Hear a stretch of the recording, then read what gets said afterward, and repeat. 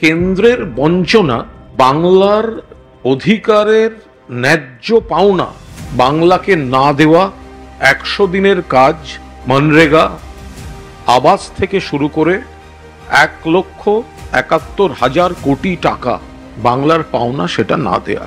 আমরা খুব নির্দিষ্টভাবে বলছি যে এই 100 দিনের কাজ শ্রমজীবী মানুষের জন্য, তাতে গত 3টি আর্থিক বছরে কেন্দ্রীয় সরকার 1 নয়া পয়সা দেয়নি।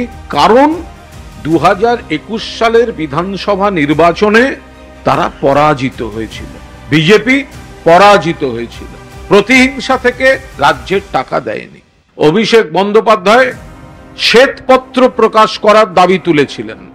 অভিষেক বন্দ্যোপাধ্যায় যেদিন থেকে শ্বেতপত্র প্রকাশের দাবি তুলেছেন, তারপর থেকে আজ কার্যত 3,400 ঘন্টা হয়ে গেল সেই শ্বেতপত্র প্রকাশের সাহস দেখাতে পারল না কেন্দ্রীয় সরকার। উল্টে কেন্দ্রের অর্থমন্ত্রী নির্মলা সীতারামন জি, তিনি ভিত্তিহীন, বিভ্রান্তিমূলক, কুৎসাকর কথাবার্তা বলছেন।